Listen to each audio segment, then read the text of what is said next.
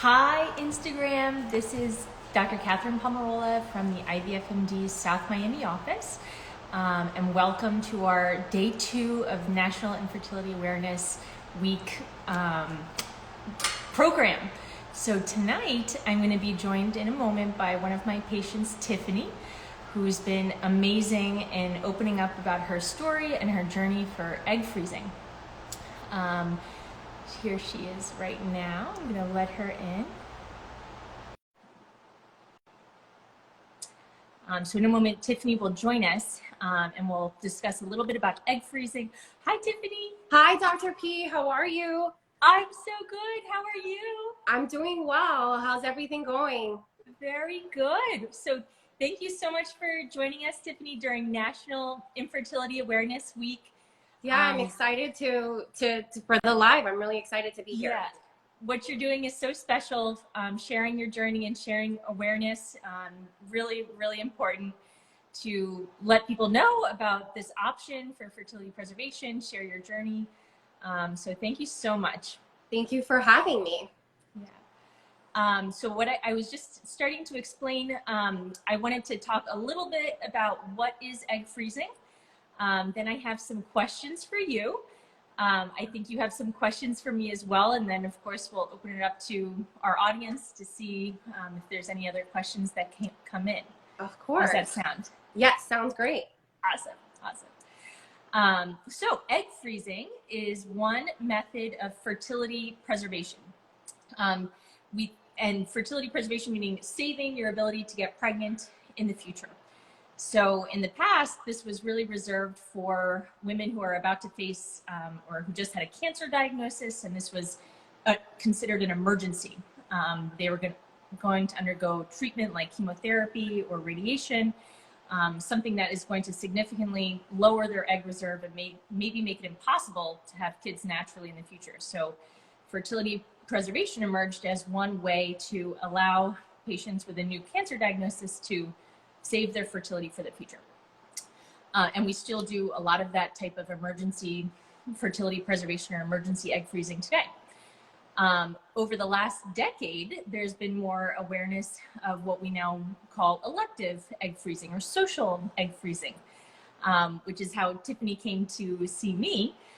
So this is more for women who aren't ready to have children yet, maybe in a relationship, maybe not, but you're certainly not ready to start your family, but you want to preserve that ability for the future. So we can freeze eggs, which is a great, awesome backup plan as I counsel my patients to make sure that that's still a possibility in the future. So I view it as an insurance plan. It's not perfect, but it's the closest we have. And it certainly seems to relieve pressure, or that's the feedback I get from a lot of patients that, oh, I feel so relieved that I've done this, I have my eggs, and now I can move on with my life. I don't feel super pressured to meet that right person, start my family immediately. So that's, just a little bit about what egg freezing is. Yeah, it's a good time to be alive that we have this option, right? Yeah, exactly. Yeah. I mean, really over the past 15 to 20 years, the technology has significantly improved. It used to be experimental. Now our freezing unfreezing technology is excellent. We no longer consider it experimental. And it's a really great option for women to, expand their options. And even companies are catching on to this. They're providing insurance coverage for egg freezing. So it's a great time to be a woman and preserve. Definitely. And that we have that option, right? I don't know. Women are having babies later. So it's just so amazing that we have that option right now. Exactly. So some questions for you, Tiffany. How and when did you first hear about egg freezing? So I had heard about egg freezing about 5 years ago. I had some friends that actually went to IVFMD and that were telling me about it. And then it was just starting to kind of be open. People were sharing their stories, I think, in reality shows. And I started to hear about it more and more. I always thought it was something that was super far-fetched, something that wasn't really something that I can do financially, but as the more I started researching and the more I started getting educated on it is when I realized it was something that I could do. Yeah, definitely. Yeah. And that's really important. Never assume that something is out of your reach or out of your realm. There is a financial burden to this process if it's not covered by insurance or if it's not covered by your work. But we can work with you, and we have, finance plans. So that's a great point. And how did you, go from hearing about it to finally making your decision, deciding to ultimately do it? I think it was when I hit 39, I woke up and I was talking about it a lot with friends and family. And I think it was when I finally hit 39, I woke up one day and I was like, okay, I really need to take control. I really need to be proactive about this. Yeah. I had thought about it when I was 35, but I think when I was 35, I still felt like I had time for some reason. And I think that that's like the misconception, is that people think they have time, but they really don't. And I was so caught up with my career. I was so caught up with just like life in general that I didn't really like take a pause when I was 35 and say, okay, this is something that I need to do. But when I finally approached 39 and I said, oh my gosh, I'm approaching 40, I really need to take control. I was always like really career focused. But then in the back of my mind, I was like, I can really make an amazing mom one day. And I love that there was this option for me. Like I said before, we're living in a world right now that there's just so many stigmas around this. And, people are shy about it or they're embarrassed about it. And it's not really something that you should be embarrassed about. Like, you should definitely have the option to decide when it is you want to build a life for yourself or when it is that you want to have a child. And I'm getting emotional. I'm not even like hormonal now. But it's just, I think a lot of people think like I have to have a baby at this time or I have to do this at this certain time. And I think me going public about it, I wanted people to know that there is an option and you can take control of your life. Exactly. And certainly nothing to be embarrassed about. And, your initial hesitation is so common, but ultimately, you're making this decision for you, for nobody else. This is a decision for you. And it just opens your options. Yeah, definitely. But I think the trigger was definitely 39. I was like, okay, I really need to be proactive about this, and kind of take control and just stop, and kind of take the time and be laser focused on what my future goals were as not only someone who was focused on their career, but someone who always wanted a child. Right. And, it is a common concern or a common question, when is the right time to do this?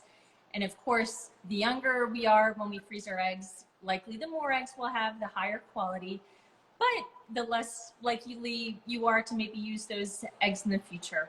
Yeah.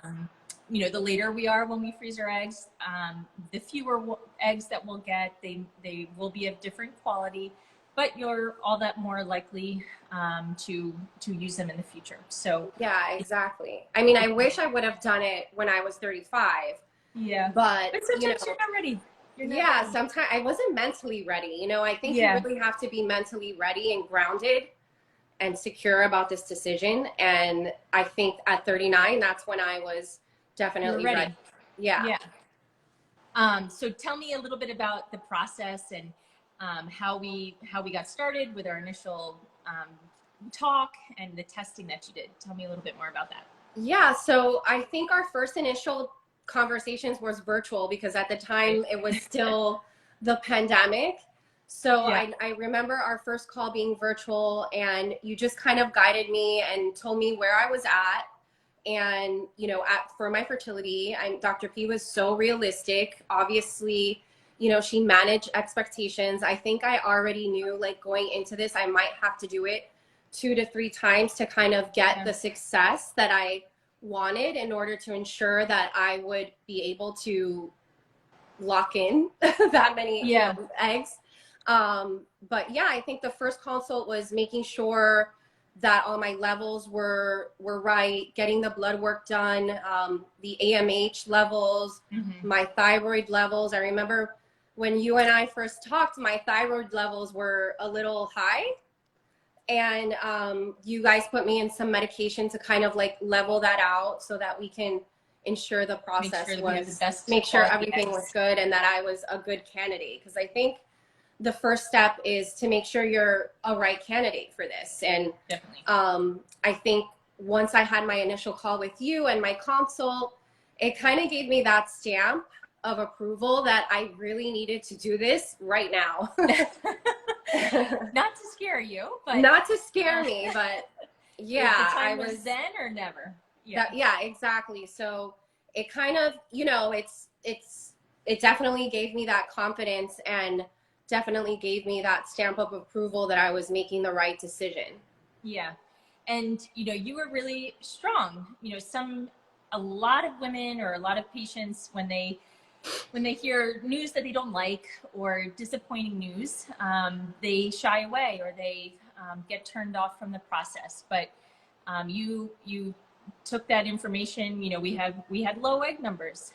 Yes. And we were working with a low AMH, which at first I didn't really understand what that concept was. Yeah. I was like, what are AMH? And now I'm actually with my little sister. Why should you know what that number is? Now I know what that is, and I'm like an expert at this. But with my little sister, who's 33, I'm literally in her ear every day. Go get tested. Go get tested. You need to go get your AMH levels checked. You need to get your thyroid checked. I just think it's so important for women to know that the earlier, the better. Yeah. And we were able to use that information, as you said, to gauge expectations. And we knew up front that it might not be something that we were going to be able to accomplish all of our goals in just one cycle. So that's really important to talk frankly with your doctor to make sure that you have reasonable expectations. So tell me about the medications. How did you do on the medications? Okay, the good part. I mean, I remember seeing you and you look fabulous, but I mean, I try, but the medications, you know, going into it, I'm already an emotional person, as you can see, like just having this conversation. I think before this live, like I was crying just thinking about it. Yeah. But not crying because I felt empowered. But I'm crying. I always cry for everything, for commercials. If someone graduates, I'm crying. If someone has a baptism, I'm crying. Yeah. So I knew you're an emotional person. I'm just an empathetic, like emotional person. And the way that I describe the medications is that if you're naturally an emotional person, that's going to be like heightened times 5. Or like if you're naturally an anxious person, it's going to be heightened times 5. Yeah. So I made sure I warned like my family and my friends, my closest friends and family, just, you know, to forewarn them that, you know, this was going to be a weird time in my life. So I would say like, make sure you have like a good support group because it's just so important. It does get a little isolated and lonely while you're like doing these medications. I almost felt like I was doing like a chemistry project. And it was kind of fun. Like by the 3rd or 4th day, I already like got the hang of it. But I think the 1st and 2nd day, I was like, oh my gosh, this is like Grey's Anatomy. What am I doing? So it can be overwhelming, but I would just say like stay organized and make sure you're listening to your voicemails and make sure you're, you know, writing down notes, have a notebook, you know, and thankfully the nurses are always like on call just in case there's an emergency. But yeah, the medications, I felt emotional, mood swings. Then there was sometimes that I felt great. It was really weird. I was like glowing. People were like, you look amazing. And I was like, Yeah. okay, Really? I guess, I don't know. Does it work like sort of like a pregnancy, like where you're just like So some more, women from that, and I counsel my patients, everybody responds differently. Some women feel no different. They feel nothing. yeah, Some women get extra emotional or irritable. Some women feel really good. And that estrogen high, I have several friends who've gone through the process, and they say they do this all over again just to feel that way. yeah. It's Hard just to like predict. a couple of mood swings, the bloating, there's Yeah. bruising as well, like in your tummy area. I remember that. Yeah. I'm not really afraid of needles, so that wasn't That's like the impressive. scary part. It was Yeah. more like the mood swings and the emotional that came after, but all manageable, very like temporary. I think in the back of my mind, I was just like, okay, this is temporary. Yeah. This is temporary. This isn't going to last. This is not me. This is It's just the not me. medication. It's the hormones. So Yeah. yeah. And you had a really great system, which is super important. You have to be organized. You have to prepare in advance. So you were always really well organized. But don't forget that we have a whole team that's here to help you. And Yeah, it's definitely. natural to panic, especially that first night of medications, because this is something so foreign that most women have never ever had to Had to prepare do it. Yeah, injection medications.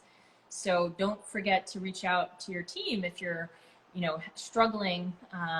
We are here to help you. How definitely. did you feel after the retrieval? Sometimes during the medications your hormones can go really high, and then after the retrieval can be another vulnerable time where your hormones crash. How did you deal with Crash. that time period? I felt okay. The Good. actual procedure was very, very quick, Yeah. surprisingly. So it's like 10 to 12 minutes. I didn't really feel like low or any, lows or anything like Good. that. Yeah. But I know some friends that have actually like that was one of the questions. Like I think one of my friends had done the retrieval and now she's Yeah. feeling like a little bit of depression or like Yeah. some low. I don't know if that's natural, but maybe you can you can talk about it. Yeah. So after ovulation, the major hormone is progesterone, which can sometimes be the nasty one that gives you all of our nasty side effects. And women Yeah. who have really bad PMS symptoms, the week before you're getting your period, those are the ones who I warn. You're going to have PMS to the extreme after an egg retrieval because your hormones are going from such highs and then they And then crash. they go like really low. Yeah. Yeah. So if you're not Um, a woman who has those terrible PMS symptoms, you'll probably be okay. yeah. But if you have horrible PMS, then I warn you that it's going to be even worse. Oh my goodness. Yeah. Yeah. Yeah. It's, I think, for the retrieval part, there's cramping. It's a pretty quick procedure. I think the first time I made the mistake of having Cuban food, and that was such a huge mistake. I think I was just so hungry. So, And during yeah. the cycle, like during the 2 weeks, I was having like such a strict diet. I was on this like Mediterranean diet. I wasn't eating bad because I just wanted the best results. Wow. And so like I made the mistake of having Cuban food right after the retrieval. Your And that body was was like, just not a good idea. Don't do that. Do not do that, you guys. So I did experience some cramping, but that's about it. yeah. And, your body probably got used to that very healthy food, and then the grease and No, not salt a was good like, idea at all. I don't know what I was thinking. yeah. What would you say was the hardest part of this process? The hardest part of this process was when I think back 10 years, I don't think that this was even an option or that I would even be doing this. I think that 10 years ago, I just thought that it would happen naturally, that I would get married, that I would have kids naturally, and that this would just happen organically. Yeah. But I've although I've had a thriving career and my life has kind of shifted and I love my life, in the back of my mind again, I was like, I do want a family one day. So I think the hardest part was coming into reality that this was really happening. Like, oh my goodness, am I doing this? You know, Yeah. most of my friends have babies. Most of my friends are having kids. Most of my family has kids. So I think I'm the only one in my family that has done this. So it was kind of like Wow. just weird in general. And like nobody Yeah. really like understands it, you know, but the other, They were the other, supportive of you, but they had never, done anything yeah, similar to like know nobody exactly what has you're ever going done through. anything similar. Although they were there to support me, they didn't really understand like, okay, what is she really going through, you know? Yeah. But then on the plus side, um, I felt empowered and I felt like I was taking control of my life and that I was being proactive and that I was making this decision by myself. You know, I wasn't Yeah. making this decision with a partner. I wasn't making this decision with nobody else but me. And this was something that I decided to do. And I think that that's the plus side, is that Yeah. although like this was something I didn't plan, this was also something that came to my life that felt very empowering. Awesome. Gonna cry Yeah, a and little.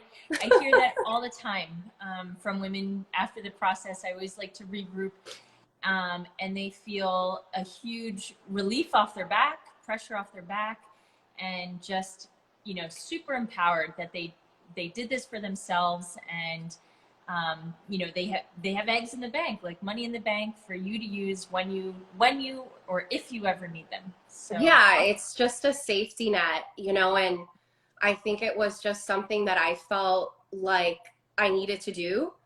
And the I would suggest, like, with women that are like thinking about doing this, is like, don't be shy, or like don't feel ashamed that you're doing this, because it's such a empowering feeling and it's something that you definitely feel super empowered and powerful. I don't know how to explain it, but yeah, it's something that and you're I in took super into good my company. hands and that I did on my by myself. You know, it's like buying a Yeah. home, and it should be celebrated, right? Like, people celebrate having kids and people celebrate having babies, and Yeah. there should be a celebration for egg freezing. Now you have your eggs. These are your egg babies. And Yes.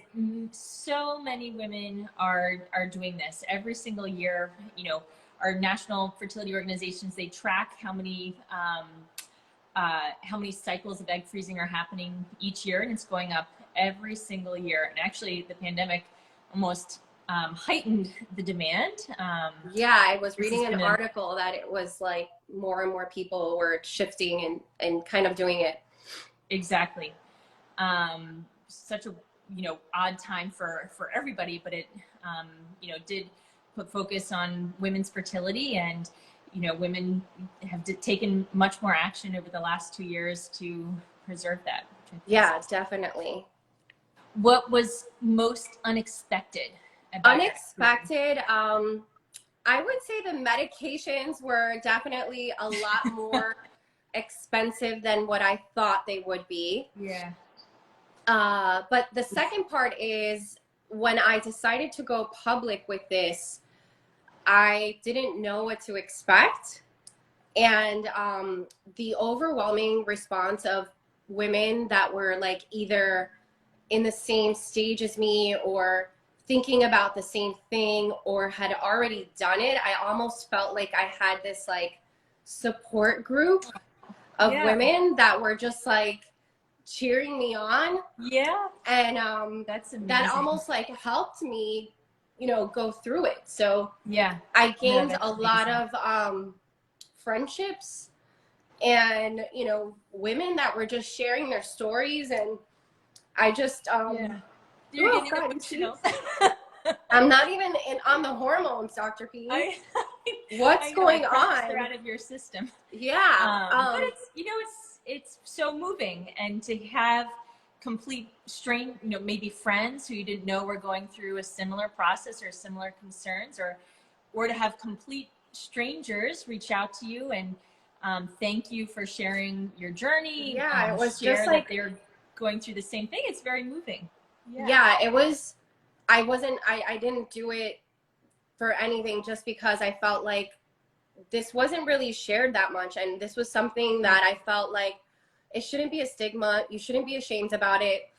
And the amount of women that were just like cheering me on and that were just like, you could do this. It was just like, it definitely helped me get through the whole process. And I gained a lot of friendships throughout the way, and like all the messages and the DMs, and you know, even an old friend that like I reconnected with, that she was in the process of going through it. Wow. So I think it just like really connected me with the world somehow, or you're not alone. Whatever, my followers. so many women are going through this exact same thing. So yes, definitely. That's one of the, you know, this is National Infertility Awareness Week.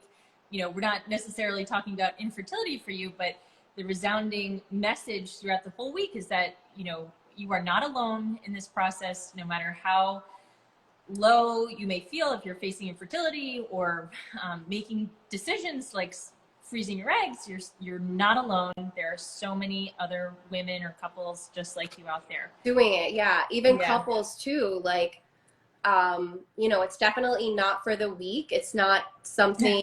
It's not for the weak. It's something that whoever has. I have so much respect for people that have gone through IVF. Yeah. Because it's just not something that is for the weak-minded. You definitely have to be like mentally prepared. And I think the surprising thing was definitely all the support that I got, and all the women and friendships that I made along the way. That's awesome. That's awesome. And you talked a little bit about this, but tell us again, after the process is complete, how did you feel, and how long did it take to, you know, feel back to your normal self? Well, you know, I'm going to be like completely transparent. I had to do it twice. Like the first cycle, we got 4 mature eggs. And then the second cycle, we got another 4. And I may have to do it again. I might have to do it again. But I feel happy with the results. But I think what I learned, or what I gained from it, is just a sense of relief, you know, being, you know, a career-oriented minded person. And I almost felt like, okay, I can kind of focus on my goals. I can focus on, you know, finding the right partner is so important. And, you know, for me, you don't want to rush into just I don't want to like your clock feel pressured into like rushing and having a baby, and then God forbid I have a baby with someone that I don't necessarily like. Right. I mean, you know, or what, I'm sorry, I'm just being real, but it's definitely something. It's definitely something that made me feel a sense of relief at the time, because I don't want to feel pressured at any given time. But I don't want to feel pressured at any given time to kind of make the wrong, you know, decisions. And I think a lot of women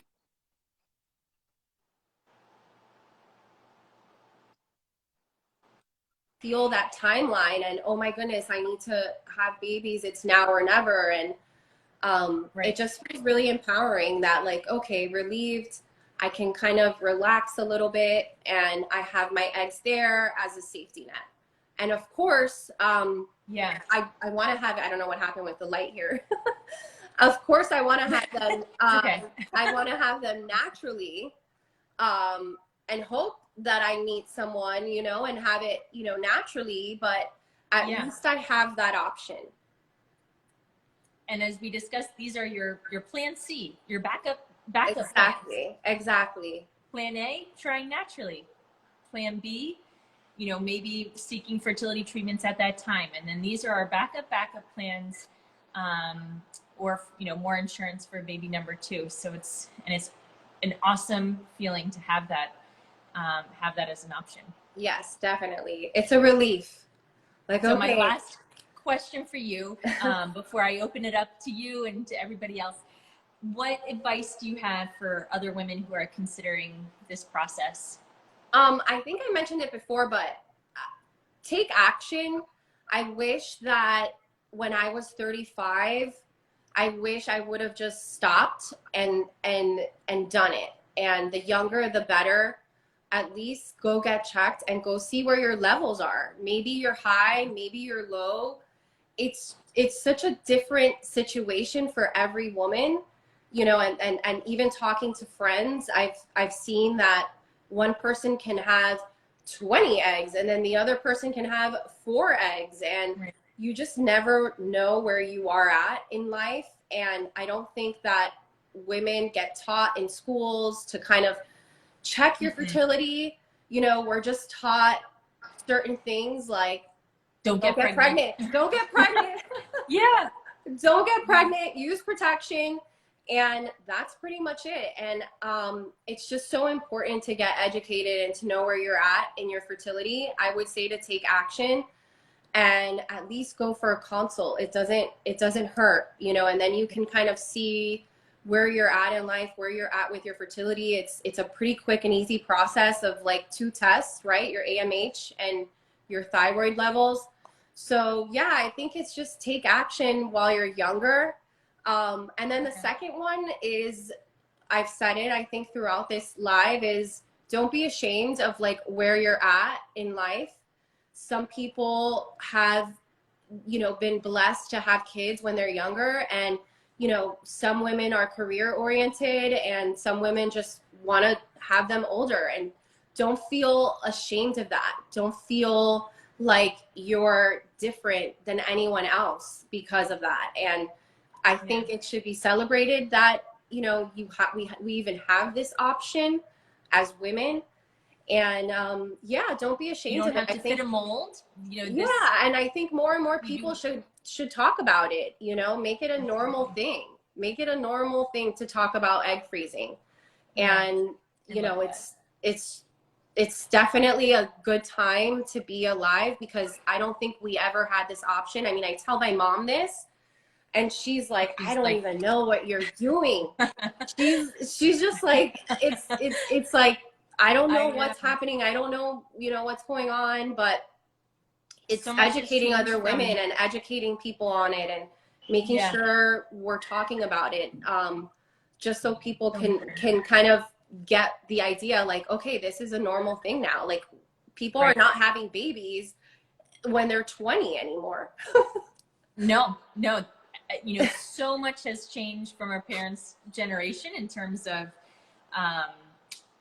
you know, family setup and career, and then our science and technology. So it's amazing that we have this. It's, you know, allowed women to have a career and have a family. We can do everything. You can have it all. Everything. You can have it all, and don't be ashamed of it. And definitely take action.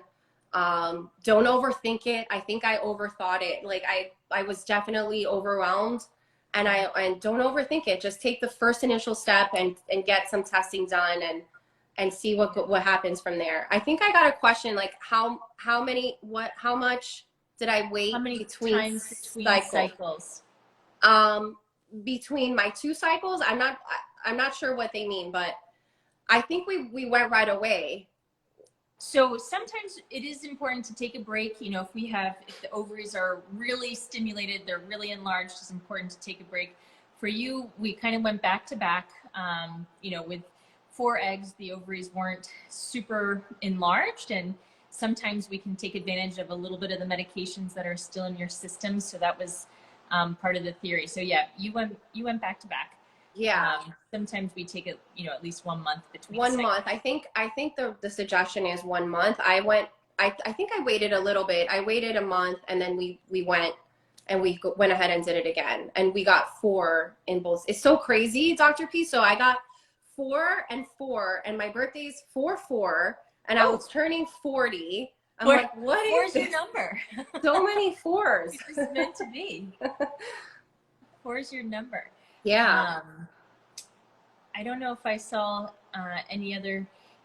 What questions did you have for me, Tiffany? Yeah. Okay. So at what age? I mean, I've gotten a few questions just from going public with this. What age is the ideal recommendation for egg freezing? So great question. And it's a personal decision. Okay. Again, the the earlier you freeze, the more eggs we're going to get, the higher the quality, but you're all that less likely to use them because you may meet a partner and get pregnant on your own. But our best egg quality is in our 20s. I would say our mid 20s these are our ideal egg donors. But then you have, you still have a decade's worth of great opportunity to get pregnant.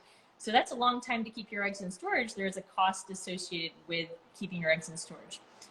Now, in contrast, if we wait too long, then yes, the egg numbers, the egg quality declines, but you're much more likely to use them. Go ahead. No, I didn't mean to interrupt you. We have some data. Finally, women are coming back to use their eggs, so we're getting more and more data on how do the eggs do once we come back to use them. We do not have much data at all from women over the age of 40 because there's so few eggs, the quality is so low that over 40 is really, at least at IVFMD, this is our turning point where we suggest it might not be in your benefit to freeze eggs. Think about freezing embryos. Got it. So I would say the ideal age, yes, is probably mid 30s or earlier. Early 30s, yeah. To get now, a combination another question of is numbers when is it quality. too old? When are you too old? Does it just depend on your levels?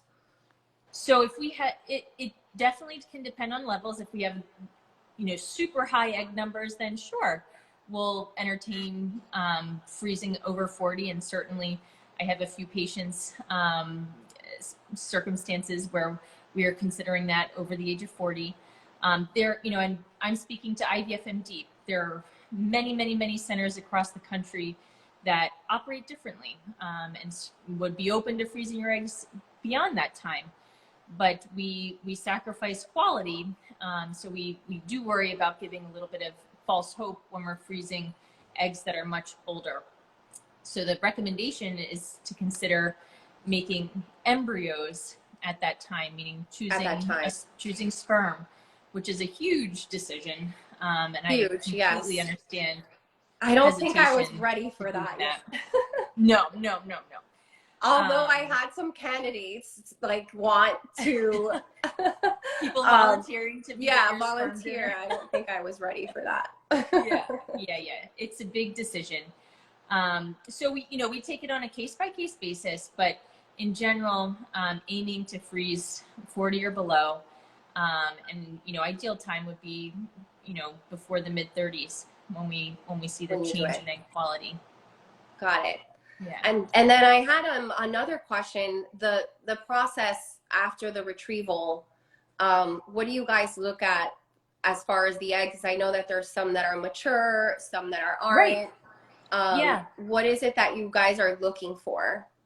So when you're going through your stimulation, all of our information is coming from ultrasounds, like the follicle sizes and your hormone levels. We can't see the eggs, but based on the size of the follicle and your hormone levels, we can estimate or guess how many are we expecting, when are they going to be ready. So the day of your egg retrieval is the first time we get to see these eggs under the microscope. And we are looking for mature eggs, which just has a specific appearance under the microscope based on the egg's development. We want to confirm that it's reached a phase, metaphase 2, which if you go way back to science class and remember meiosis, which is how we make eggs and sperm. Remember that, Tiffany? I do, but vaguely, my goodness. So metaphase 2 is our mature egg, which it has a specific appearance under the microscope. One of the polar bodies has been extruded. These are mature eggs. These are what can be combined with sperm in the future. So when we're going for egg retrieval, I can't see the eggs. I'm just going for every single follicle. And some of those will contain, the majority hopefully contain our mature eggs, but there will be immature eggs. They haven't reached that metaphase 2 stage yet in their development. So those ones, they cannot be combined with sperm. They have to reach, at least at this point, maybe in the future we have the ability to use all of the immature eggs. but mature eggs are the only ones we can use for fertility in the future. So those are the ones that get frozen, which often it may differ. The number of eggs you hear immediately after the egg retrieval may differ from the final number that were frozen.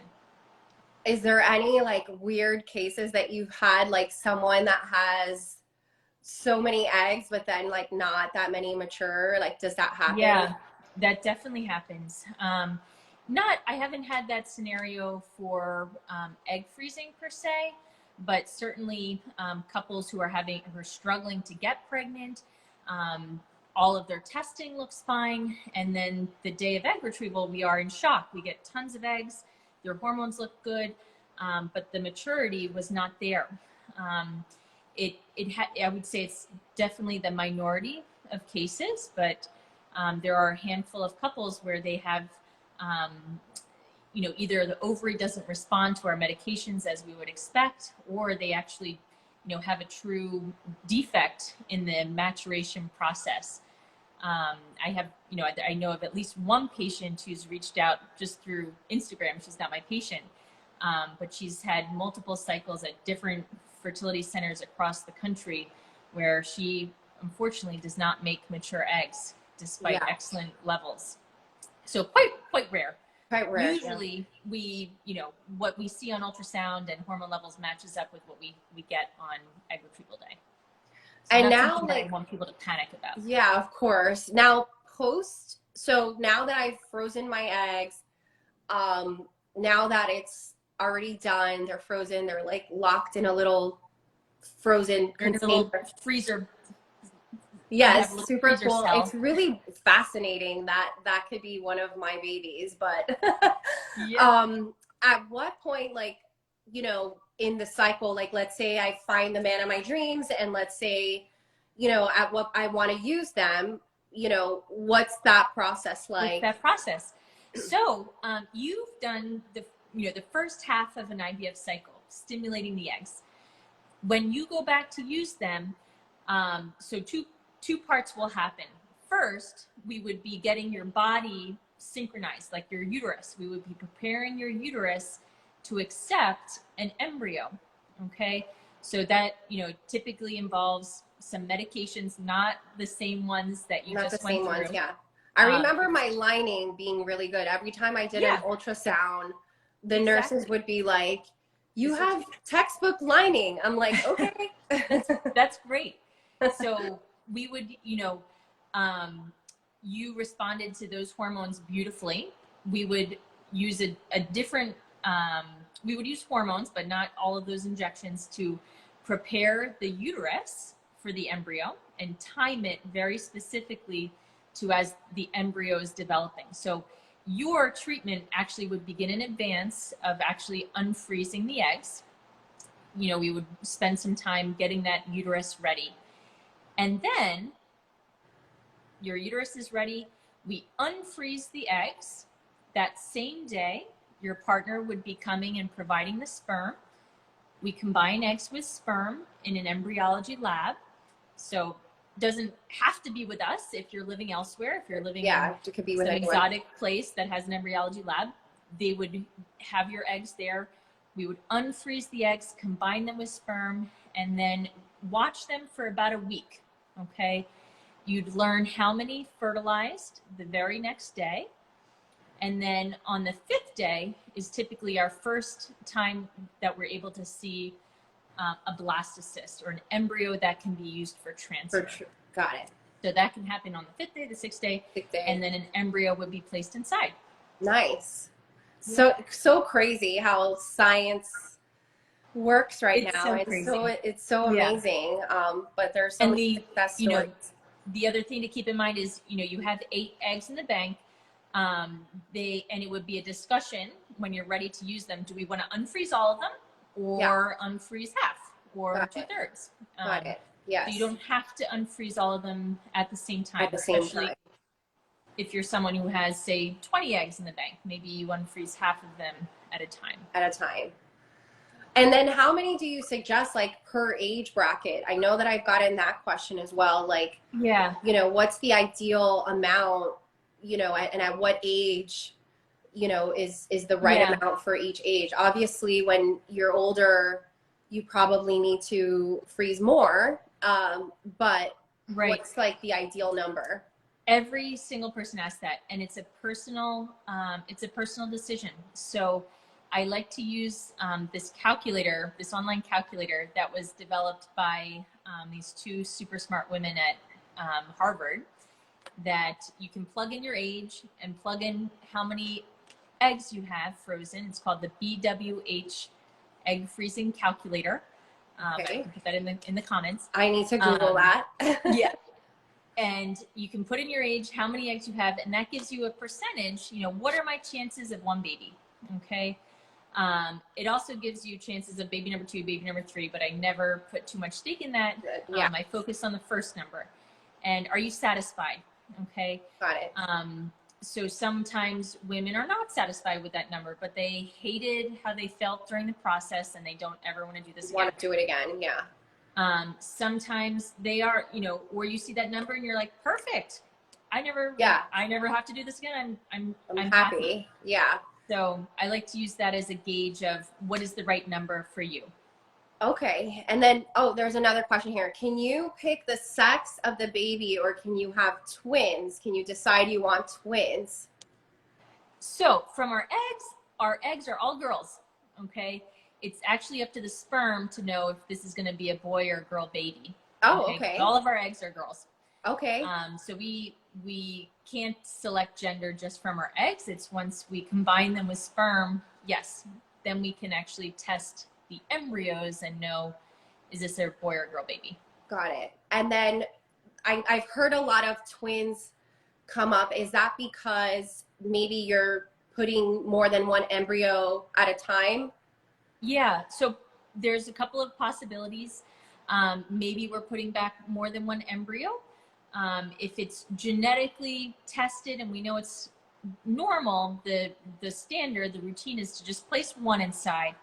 But even just placing one inside through the IVF process, we do have a risk of the embryos splitting and becoming twins more than natural pregnancy. More than natural.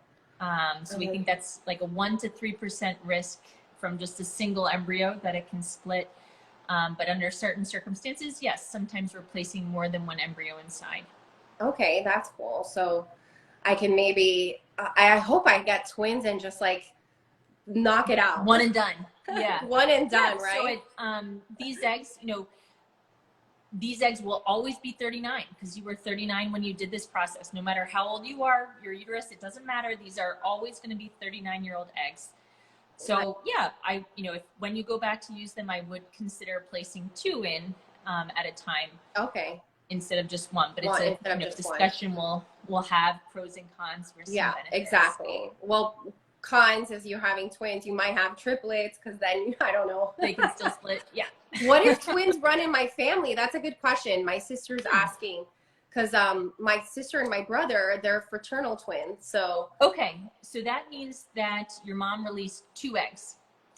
Okay. So when we go through, I worry when there's identical twins in the family that's caused by an egg splitting. Okay. So if you have a higher risk of that happening naturally, then certainly from our IVF process, it might be even more likely. But fraternal twins happen because 2 eggs were released. So I would say not as high a risk. Got it. Over our baseline. So with the fraternal, it's okay. If it's I would say I don't have a heightened suspicion that you're going to have increased risk of splitting. Got it. Okay, perfect. Yeah, I have my brother and my sister are twins, and then my aunt had twins. Wow. But boy, girl. Okay, so 2 eggs. Yeah, 2 eggs. I didn't know that, but that's good to know. I think that's it. I think that's all the questions I had. I don't know if there's other people that maybe. I see one here. Does the third-party known donor work for IUI? Do they just go to the office? Okay, so not necessarily related to egg freezing, but yes, we do have within our office, we have a whole third-party team that works with egg donation or women who have known sperm donors, and they would work with our office to make sure the appropriate testing is done so that we can use a known donor. Awesome. This was fun. Yeah, thank you so much again, Tiffany.